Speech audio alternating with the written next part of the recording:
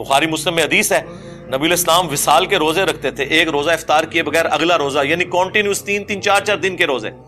کچھ صحابہ نے رکھے، وہ بے ہوش ہو گئے تو نبی علیہ السلام فرمایا ایکم مثلی، تم میں سے کون ہے جو میری مثل ہو؟ کسی نے نہیں پڑھا قل انما انا بشر مثلکم، نہیں پڑھا. ان کو پتا تھا کہ حضور کیا بات کر رہے ہیں. آپ نے فرمایا میں رات کے وقت اپنے رب کے حضور ہوتا ہوں، وہ مجھے کھلاتا بھی ہے پلاتا بھی ہے، میری مثل تو کوئی ہو نہیں سکتا. بخاری مسلم میں حدیث ہے نبی صلی اللہ علیہ وآلہ وسلم اپنی ان 2 آنکھوں کے ساتھ پیٹھ کے پیچھے بھی دیکھ لیتے تھے. ہمیں تو 180 ڈگری سے زیادہ نظر نہیں آتا، وہ 360 ڈگری دیکھتے تھے. آپ کو پیچھے صحابہ کرام نظر آتے تھے نماز کی حالت میں، یہ آپ کا معجزہ تھا.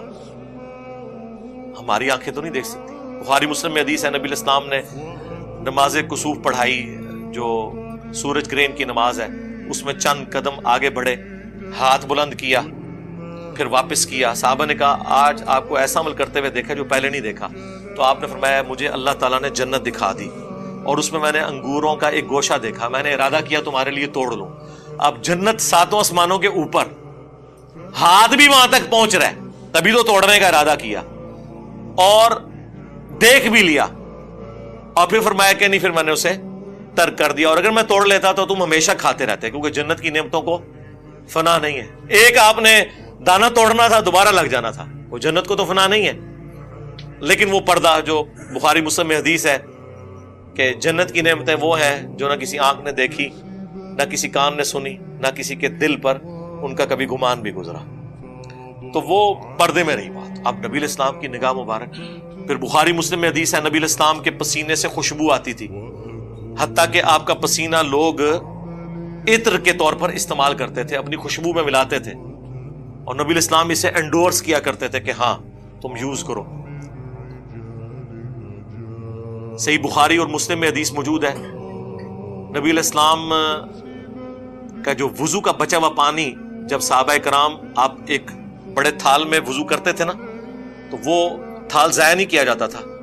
وہ حضرت بلال جب باہر لے کے آتے تھے تو صحابہ کرام اس میں سے اپنے جسم کے اوپر تبرکن ملتے تھے.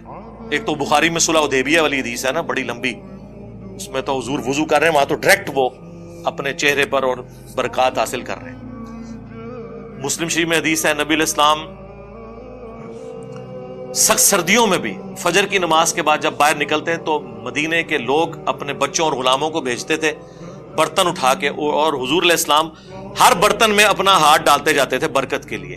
اور اخلاق دیکھیں، سردیوں میں کس کا دل کرتا ہے یارا ٹھنڈے پانی میں ہاتھ ڈال، لیکن اب جتنے لوگ آتے تھے حضور کسی کو محروم نہیں لوٹاتے تھے، اور برکت ہوتی تھی اس کی. ظاہر ہے آپ کی مبارک تبرکات کی برکت ہے. آپ علیہ السلام کے ڈائریکٹ تبرکات کی بھی، انڈائریکٹ بھی. ڈائریکٹ تبرکات میں صحیح بخاری میں ایک تابعی کہتے ہیں کہ رسول اللہ کا ایک بال میرے پاس ہونا دنیا اور جو کچھ اس کے اندر ہے اس سے بڑھ کر مجھے محبوب ہے. اور بخاری مسلم حدیث ہے نبی علیہ السلام نے حج یا عمرے کے موقع پر جب حلق کروایا، اپنے بال منڈوائے تو حضرت طلحہ کو دیے اور کہا صحابہ میں تبرکن تقسیم کر دو. نبی علیہ السلام نے خود تقسیم کروائے اپنے بال مبارک. حتیٰ کہ صحیح بخاری میں آتا ہے ام سلمہ ہماری جو ماں ہے سلام اللہ علیہا، انہوں نے رسول اللہ کے چند بال ایک ڈبیا سے نکالے اور کہا کہ یہ نبی علیہ السلام کے بال ہیں، ہمارے محلے میں جب کوئی بیمار ہوتا ہے تو ہم اس کا دھون اسے دیتے ہیں، وہ برتن بھیج دیتا ہے تو وہ شفا کے طور پر استعمال کرتے ہیں. یہ صحیح بخاری میں ہے. صحیح مسلم میں اسما بنت ابی بکر نے رسول اللہ کا کرتا نکالا، کالے کلر کا کسروانی طیالسی جبہ جس پہ گوٹ بھی لگی ہوئی تھی، اور کہا کہ یہ نبی علیہ السلام پہنتے تھے، اور یہ سیدہ عائشہ کے پاس تھا اور ان کی وفات کے وقت میں نے ان سے لے لیا، وہ بڑی بہن تھی ان کی، اور ہم اس کا دھون مریضوں کو شفا کے لیے پلاتے ہیں. اب یہ کرتا تو انڈائریکٹ تبرک ہے، چلے بال تو آپ کہہ سکتے ہیں جسم کا حصہ ہے، کرتا تو جسم کا حصہ نہیں ہے، لیکن اس میں بھی تبرکات ہے. لیکن اس کی بنیاد پہ یہ آج کل کے بزرگ پیر حضرات اور کہتے ہیں یہ عبد القادر جیلانی کا بال ہے. یار حضرت ابو بکر عمر عثمان علی کے بال کدھر ہیں؟ انہوں نے تو تبرکن کوئی جاری نہیں کیا ہے. اور یہاں 2014 کے دھرنے میں ڈاکٹر طاہر القادری صاحب اپنا پسینہ پونچھ کے ٹیشو پیپر تبرکن دے رہے تھے اور پلی یہاں سے لیتے ہیں. الیاس قادری صاحب کتنا عرصہ اپنے منہ سے نکلی ہوئی ہڈیاں اور یہ باقی چیزیں لوگوں کو تبرکن تقسیم کرتے ہیں اور پلی یہاں سے لیتے ہیں. پھر جب ہم یہ کہتے ہیں کہ تم لوگوں نے یعنی عزتیں رسول اللہ کے نام پر اویل کی ہیں، لیکن پھر ڈاکہ مارا ہے ان کی عزت کے اوپر کہ تم نے وہ سارے پروٹوکول اویل کیے ہیں۔ کیا خلفائے راشدین بھی یہی کچھ کرتے تھے نبی علیہ السلام کی احادیث کی بنیاد کے اوپر؟ انس بن مالک کہتے ہیں میں نے آج تک، بخاری مسلم کے الفاظ ہیں، کوئی ریشم اور دباچ ایسی نہیں چھوئی کہ جو رسول اللہ کے ہاتھ سے زیادہ نرم ہو، اور آپ علیہ السلام کے ہاتھ کی خوشبو ایسی تھی گویا کوئی عطردان جو ہے وہ اپنی وہ صندوقچی کھولے تو اس میں سے وہ ساری ہوا اور فضا بنتی ہے، نبی علیہ السلام کے مبارک ہاتھوں سے ایسی خوشبو آتی تھی۔ مطلب یہ نہیں کہ آپ کی زندگی کو پیروں والی تھی تو اس لیے ہاتھ نرم تھے اتنے، نہیں، آپ نے تو بڑی ٹف لائف گزاری ہے۔ صحیح بخاری میں آتا ہے نبی علیہ السلام نے بھیڑ بکریاں بچپن میں چرائی ہیں، یہ اللہ نے معجزہ دیا تھا کہ آپ کے ہاتھ مبارک بہت نرم تھے۔ تو ہاتھ مبارک ہوں، آنکھیں ہوں، کان مبارک ہوں، تھوک مبارک کے تو کتنے معجزات ہیں بخاری مسلم میں کہ آپ نے لعاب دان ڈالا ہے کسی کھانے میں تو 10 کا کھانا جو ہے وہ 300 کو کفایت کر گیا۔ ٹھیک ہے، بخاری مسلم میں غزوہ حنین کے موقع پر بس ایک مٹھی بھری ہے زمین سے کنکریوں کی، 12,000 کا لشکر بھاگ گیا، نبی علیہ السلام کے ساتھ جو تھا صرف 80 بندے آپ کے ساتھ رہ گئے، اور آپ آگے بڑھ کر کہہ رہے ہیں انا النبی لا کذب انا ابن عبد المطلب، میں نبی ہوں، اس میں کوئی شک نہیں، میں عبد المطلب کا بیٹا ہوں۔ اور پھر آپ نے یوں جب مٹھی ان کی طرف پھینکی تو ساروں کی آنکھوں میں جا کے وہ کنکریاں پڑی اور وہ اندھے ہو گئے اور مسلمانوں کو اللہ نے فتح دے دی۔ تو اس طرح کے معجزات۔ پھر بخاری مسلم میں حدیث ہے نبی علیہ السلام صلح حدیبیہ کے موقع پر جب پانی نہیں تھا، ایک برتن میں تھوڑا سا پانی جمع کیا صحابہ نے، آپ نے اپنی مبارک انگلیاں اس میں ڈالی، صحابہ کہتے ہیں پانی کے چشمے جاری ہوئے۔ جابر بن عبداللہ سے وہ تابعی پوچھتے ہیں آپ لوگ کتنے تھے؟ انہوں نے کہا ہم 1500 تھے، 1,00,000 بھی ہوتے تو وہ پانی زیادہ تھا، 1500 نے پانی پیا، سٹور کیا، جانوروں کو پلایا، تب بھی وہ ایک کولے میں جو نبی علیہ السلام نے مبارک ہاتھ رکھا تھا نا، وہ پانی ختم نہیں ہو رہا تھا، وہ پتہ نہیں اللہ نے کیا اس کے ساتھ چین جوڑ دی۔ مسلم شریف میں حدیث ہے کہ حضرت عمر فاروق رضی اللہ تعالیٰ عنہ نے ایک سفر کے دوران حضور سے کہا کہ کھانے پینے کو کچھ نہیں ہے تو ہم کچھ جمع کرتے ہیں، آپ برکت کی دعا فرمائیں۔ تو ایک برتن لا کے رکھا گیا، آپ نے اپنا ہاتھ رکھا۔ اچھا یہ ذہن میں رکھیے گا، یہ کریشن ایکس نہیلو کبھی نہیں ہوئی ہے، جب بھی ہوا ہے نا تو یہ کہ کھانا تھا اس میں لعاب ڈالا، برتن تھا پانی والا اس میں ہاتھ ڈالا، زیرو سے کبھی سٹارٹ نہیں ہوا، یہ اللہ کی کوالٹی ہے۔ ہاں عدم ما سے وجود، چیزوں میں برکت وہ اللہ تعالیٰ مخلوق کے ذریعے کرواتا ہے، لیکن یہ ساری عقیدتیں نبی علیہ السلام کے ساتھ صحابہ کرام کی اس وقت تک تھی جب تک نبی علیہ السلام دنیا میں تشریف فرما تھے۔ بخاری مسلم میں ہے کہ بارش نہیں ہو رہی، آگے دعا کروائی ہے، بارش ہو گئی ہے۔ بخاری مسلم میں ہے کہ حضرت ابو ہریرہ یاداشت کا مسئلہ تھا، دعا کے لیے کہا، حضور نے یوں کر کے ان کی چادر میں ڈالا، اس کے بعد کہتے ہیں میں کوئی حدیث نہیں بھولا جب سے میں نے سینے لگائی۔ یہ معجزات ظاہر ہوتے تھے نبی علیہ السلام کے۔ صحیح بخاری میں آیا آپ علیہ السلام نے ایک صحابی کی پنڈلی ٹوٹ گئی، اپنا مبارک ہاتھ پھیرا، وہ کہتے ہیں اس طرح ہوگی کہ اس سے پہلے کبھی یعنی ٹوٹی ہی نہیں تھی۔ اب یہ سارے وہ معجزات تھے جو نبی علیہ السلام کی مبارک زندگی میں صحابہ کرام اویل کرتے تھے، لیکن جیسے ہی نبی علیہ السلام کی وفات ہوئی ہے آپ کی قبر پہ جا کے کبھی کسی نے نہیں مانگا، بلکہ اس کے الٹ ملتا ہے۔ صحیح بخاری 1010 نمبر حدیث ہے 1010، حضرت عمر کہتے ہیں انا کنا نتوسل الیک بنبینا، اے اللہ پہلے ہم تیرے نبی کے توسل اختیار کرتے تھے، تیری بارگاہ میں پیش کرتے تھے ان کو، وہ دعا کرتے تھے، ان کی دعا کی برکت سے بارش نازل ہوتی تھی۔ اب ہم تیرے نبی کے چچا کو لے کے آئے ہیں، ان کی دعا کی برکت سے بارش نازل فرما دے، اور وہ پھر بارش نازل ہو جاتی تھی۔ تو نبی علیہ السلام کی وفات کے بعد لوگ قبر کے ساتھ نہیں عقیدہ وہ وابستہ کیے ہوئے تھے۔ یہ بریلوی حضرات جتنی باتیں کرتے ہیں نا یہ بالکل درست ہیں۔ میں اس لیے اکثر کہتا ہوں کہ رسول اللہ کی زندگی میں جو صحابہ کی حضور کے ساتھ عقیدت تھی وہ آپ بریلویوں میں دیکھ لیں، اور رسول اللہ کی وفات کے بعد جس طرح کی عقیدت ہونی چاہیے وہ آپ اہل حدیث کے اندر دیکھ لیں۔ چند ایک غلو والی چیزیں وہ الگ ہیں، وہ ہر جگہ موجود ہیں، وہ اختلاف اپنی جگہ، لیکن یہ نہیں ہوا کہ حضور کی قبر کی مٹی کو لے جائے سجدے شروع کر دے، ناٹ ایٹ آل، نیور، کبھی ایسی بات نہیں۔ حضور کی میت کے اوپر خطبہ دے رہے ہیں حضرت ابوبکر صدیق رضی اللہ تعالیٰ عنہ، بخاری میں کم از کم 4 جگہ ہے، اور کیا بول رہے ہیں؟ من کان یعبد محمدا فإن محمدا قد مات، آگاہ ہو جاؤ جو محمد کی عبادت کرتا تھا وہ جان لے کے محمد مر چکے ہیں۔ یا وفات پا گیا. پاکستان میں تو احتیاط سے ترجمہ کرنا پڑتا ہے. تو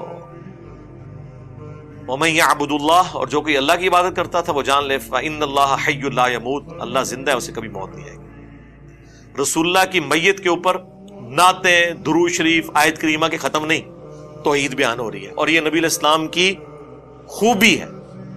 یہ آپ علیہ السلام کو اللہ تعالیٰ نے پھل دکھا دیا کہ آپ کے تربیت یافتہ لوگوں نے جیزس کرائسٹ کے ماننے والوں کی طرح ان کے بارے میں ڈیوینٹی نہیں کلیم کی، بلکہ آپ کی میت کے اوپر توحید بیان کی ہے. اور کیوں نہ ہوتا، صحیح بخاری میں حدیث ہے، دیکھنا میری شان کو اس طرح بلند نہ کرنا جس طرح نصارہ نے اپنے پیغمبر کو بڑھا دیا تھا. میں اللہ کا بندہ اور اس کا رسول ہوں، مجھے اللہ کا بندہ اور اس کا رسول کہنا. بخاری مسلم دونوں میں حدیث ہے. اما عائشہ کہتی ہیں نبی علیہ السلام کی وفات کے دن چل رہے تھے، آپ تکلیف کی وجہ سے بار بار اپنی چادر اپنے چہرے سے ہٹاتے، اور آپ صلی اللہ علیہ وآلہ وسلم فرماتے ساتھ لعن اللہ الیہود والنصارى اتخذوا قبور انبیائہم مساجدا، اللہ کی لعنت ہو یہود و نصارہ پر کہ انہوں نے نبیوں کی قبروں کو سجدہ گاہ بنا لیا تھا. اور اما عائشہ کے الفاظ ہیں بخاری مسلم میں کہ یہ حضور ہمیں ڈرا رہے تھے اگر ہمیں یہ خطرہ نہ ہوتا کہ لوگ رسول اللہ کی قبر پہ سجدے شروع کر دیں گے تو میں نبی علیہ السلام کی قبر کو اوپنلی زیارت کے لیے چھوڑ دیتی. یعنی وہ حجرے والا معاملہ ختم ہو جاتا، صرف یہ ڈر تھا کہ یہ کام نہ لوگ ڈالیں. بخاری مسلم دونوں میں حدیث ہے نبی علیہ السلام کی دو بیویاں ام سلمہ اور ام حبیبہ جو ہجرت حبشہ میں شامل تھی، وہ حضور کی بیماری کے دنوں میں، آخری دنوں میں کہہ رہی تھی جب ہم حبشہ گئے تھے ہم نے ماریہ نام کا گرجا دیکھا تھا، وہاں پر تصویریں تھیں. حضور اس تکلیف کے عالم میں بھی اٹھے اور انہوں نے کہا کہ یہی تو ان میں خرابی تھی، جب کوئی پیغمبر یا نیک آدمی فوت ہو جاتا تھا اس کی قبر پہ تصویریں لٹکا لیتے تھے، مسجدیں بنا لیتے تھے اور وہ سارے معاملات شروع کر دیتے تھے. قیامت کے دن یہ لوگ بدترین مخلوق بنا کر اٹھائے جائیں گے. باقی قبر رسول اس پلانٹ ارتھ پہ اللہ تعالیٰ کی تجلیات کا مرکز ہے، شاہر اللہ میں سے ہے، اس کی حاضری نفلی عبادات میں افضل ترین عمل ہے. صحابہ کرام جاتے تھے، 4 کتابوں میں ہے، الموطا امام مالک میں، سنن کبریٰ البیہقی میں، المصنف ابن ابی شیبہ میں، فضل الصلاۃ علی النبی میں کہ عبداللہ بن عمر جب بھی مسجد نبوی میں داخل ہوتے 2 نفل پڑھتے، پھر قبر رسول پر آ کر عرض کرتے السلام علیک یا رسول اللہ، السلام علیک یا ابا بکر، حضرت ابو بکر کی قبر پہ، پھر حضرت عمر کی قبر پہ السلام علیک یا عمر، السلام علیک یا ابتا، اے میرے باپ آپ پر سلام. وہ فضائل اپنی جگہ ہے، اس سے تو کوئی انکار کر ہی نہیں سکتا. کوئی بدبخت ہی ہوگا جو ان چیزوں کا انکار کرے، لیکن غلوف سے بچنا ہے. لا تغلو فی دینکم ولا تقولوا علی اللہ الا الحق، دین میں غلوف نہیں کرنا اور اللہ پہ بھی وہی بات کرنی ہے جو حق پر مبنی ہو. دیکھیں ابو داؤد میں حدیث ہے، سنن ابن ماجہ میں ہے، ایک صحابی نے حضور کو سجدہ کیا، آپ نے فرمایا سر اٹھا کیا کر رہے ہیں؟ کہ یا رسول اللہ ہیرا نامی جگہ پر گیا تھا، وہاں لوگ اپنے سردار کو سجدہ کرتے ہیں، آپ تو اللہ کے نبی ہیں. آپ نے فرمایا جب میں فوت ہو جاؤں گا اور تم میری قبر سے گزرو گے کیا میری قبر پہ بھی سجدہ کرو گے؟ کہا نہیں یا رسول اللہ. تو فرمایا پھر مجھے کیوں سجدہ کر رہے ہو؟ اگر میں سجدہ جائز سمجھتا تو بیویوں سے کہتا کہ اپنے خامدوں کو سجدہ کریں اس حق کے سبب جو اللہ نے ان کو دیا ہے. اب انہوں نے نہیں آگے سے کہا یا رسول اللہ میں تو عشق میں کر رہا ہوں، عشق دے چلے نمبر لے گئے. اور اس سے بڑھ کر حضرت آدم کو بھی تو فرشتوں نے کیا تھا، ہم آپ کو کیوں نہ کریں؟ لاجکس تو بناتے ہیں نا، اس طریقے سے کورالریز بناتے ہیں. خصوصاً آپ بریلویوں کو دیکھیں گے، اہل تشیع کو دیکھیں گے، وہ کیسی کورالریز بناتے ہیں. جی ادھر یہ ہو گیا تھا ادھر کیوں نہیں ہو گیا؟ اس طرح آپ کریں گے تو کل کو آپ نبی علیہ السلام کے والد کا بھی انکار کر دیں گے کہ چونکہ حضرت عیسیٰ بغیر باپ کے پیدا ہوئے تھے اور یہ حضرت عیسیٰ کی بہت بڑی فضیلت اور معجزہ قرآن میں رپورٹ ہوا ہے، ہم بھی اپنے نبی کے والد کے ہونے کا انکار کر دیں گے. نہیں یار، خدا کے لیے رسول اللہ کی فضیلت سب سے بڑی یہی ہے کہ آپ خاتم النبیین ہیں. ہاں، اس کے بعد کسی اور فضیلت کی ضرورت ہی نہیں ہے. یہ اتنی بڑی فضیلت ہے کہ اس فضیلت کی برکت سے امت کو یہ کام ٹرانسفر ہو گیا. کنتم خیر امۃ اخرجت للناس تأمرون بالمعروف وتنہون عن المنکر وتؤمنون باللہ.